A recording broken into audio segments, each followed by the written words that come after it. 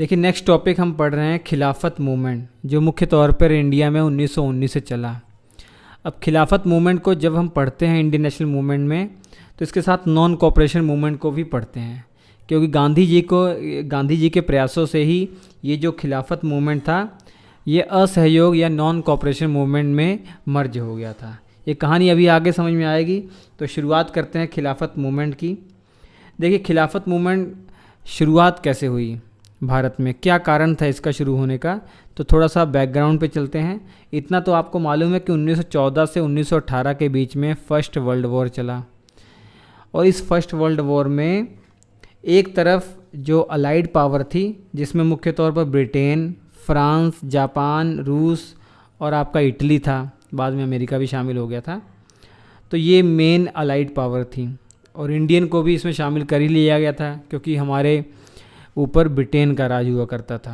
और दूसरी तरफ सेंट्रल पावर थी, जिसमें जर्मनी, ऑस्ट्रिया, हंगरी, बुल्गारिया और तुर्की साम्राज्य। यहाँ पर किस साम्राज्य का, तुर्की में किस साम्राज्य का अधिकार था, तो ऑटोमन एम्पायर का राज था, या ऑटोमन एम्पायर कहा जाए या टर्की एम्पायर कहा जाए, बात एक ही है। तब इस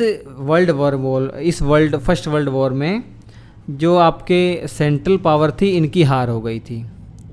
इनके कई क्षेत्रों में ब्रिटेन, फ्रांस और जापान वालों ने कब्जा कर रखा था। अब जब आपकी सेंट्रल पावर हार गई हैं, इसमें एक आपका जो ऑटोमन एम्पायर है, इसकी भी हार हुई है। तो सभी देशों के साथ, सभी हारी हुई देशों के साथ जो अलाइड पावर थी, ये कोई ना कोई संधियां कर रही थी, ट्रीटी कर रही थी। ऐसे ही जो ऑटोमन एम्पायर था, इसके साथ एक संधि की गई, एक ट्रीटी की गई, सेब्रेस की संधि या ट्रीटी ऑफ सेब्रेस। इसके अलावा जो तुर्की के अंदर जो इम्पोर्टेंट होली प्लेस, जो बड़ी बड़ी मस्जिदें थीं, उस पर कब्जा कर लिया गया था, कईयों को नष्ट कर दिया गया था। और यहाँ के जो सुल्तान हुआ करते थे, वो पोस्ट थी खलीफा के पास, उस पोस्ट को खलीफा कहा जाता था। जो मेन राजा हुआ करते थे ऑटोमन एम्पायर में, उस पोस्ट को खलीफा कहा जाता था। और खलीफा को पूरे विश्व के जो मुसलमान हैं ना, उनको अपना धर्मगुरु मानते थे। ऐसा क्यों था? धर्मगुरु इसलिए मानते थे, सभी मुसलमानों का ये मानना था कि जो एक खलीफा है ना, ये प्रॉफेट मोहम्मद के वंशज हैं, तो इसीलिए उनको अपना धर्मगुरु मानते थे।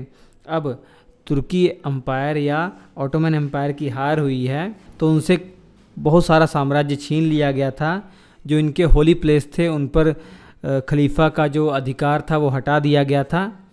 तो पूरे विश्व के मुसलमान नाराज़ हो गए, गुस्से हो गए। उन्होंने जो खलीफा का ये अपमान हुआ, उसे अपना अपमान समझा।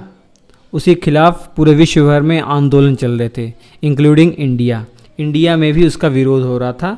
तो इंडिया में इसका विरोध करने के लिए जो आंदोलन चला, उसी को खिलाफत आंदोलन कहा गया है। अब खिलाफत आंदोलन जो इंडिया में शुरू हुआ है ना, उसकी मेन जो कारण है शुरुआत करने का, वो अली बंधु थे। अली बंधुओं के द्वारा शुरू किया गया। अली बंधु दो भाई थे, एक का नाम मोहम्मद अली था, दूसरा शौकत अली। इन्हीं के द्वारा ये आंदोलन भारत में शुरुआत की गई। तो उसके लिए सबसे पहले एक कमेटी का गठन किया गया, जिसे खिलाफत कमेटी कहा गया। इस खिलाफत कमेटी में जो इम्पोर्टेंट मेंबर थे, अली बंधु तो थे ही, इसके अलावा अब्दुल कलाम आज़ाद थे, हकीम अजमल खान थे, और अब्दुल वारी थे, और हसरत मोहानी थे। ये इम्पोर्टेंट मेंबर्स हैं। इस खिलाफत कमेटी की नवंबर महीने में एक जॉइंट कॉन्फ्रेंस होती है। जॉइंट कॉन्फ्रेंस किसकी? मुस्लिम और हिंदुओं की एक जॉइंट कॉन्फ्रेंस होती है। उसके अध्यक्ष बनाए जाते हैं गांधी जी। गांधी जी इस मूवमेंट के साथ जुड़ गए, क्योंकि गांधी जी ने इसको अवसर समझा कि यही मौका है, जो मुस्लिम हमसे नाराज़ हुए हैं, चाहे वो बात की जाए 1905 से नाराज़ चल रहे हैं ना, आप जानते ही हैं, जब से बंगाल विभाजन के बाद हमने आंदोलन चलाए थे, स्वदेशी आंदोलन कह लीजिए, बंग भंग आंदोलन कह लीजिए। तो गांधी जी ने इसे अवसर समझा कि हिंदू और मुसलमान एक साथ आ जाएंगे तो अंग्रेज़ों से आसानी से लड़ा जा सकता है, और इस पावर का इस्तेमाल हम अंग्रेज़ों के ख़िलाफ़ कोई मूवमेंट चला देंगे, वो आगे चलकर नॉन कोऑपरेशन मूवमेंट ही होगा। तो ये जो खिलाफत मूवमेंट था, ये आगे चलकर नॉन कोऑपरेशन मूवमेंट में मर्ज हो गया, और इसकी पूरी कहानी आपको नॉन कोऑपरेशन मूवमेंट में देखने को मिलेगी, क्या हुआ था उस आंदोलन में, नॉन कोऑपरेशन मूवमेंट। तो होप जो खिलाफत आंदोलन था ये क्या था, आपको ये बेसिक जानकारी हो गई होगी।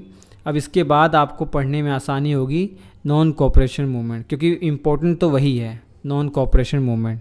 एग्ज़ाम में कई बार क्वेश्चन पूछा जाता है कि कौन सा मूवमेंट ऐसा था कि दोनों एक साथ चले थे, तो नॉन कोऑपरेशन मूवमेंट और खिलाफत मूवमेंट ऑप्शन में आएगा, तो आप चुन लेंगे। Thank you.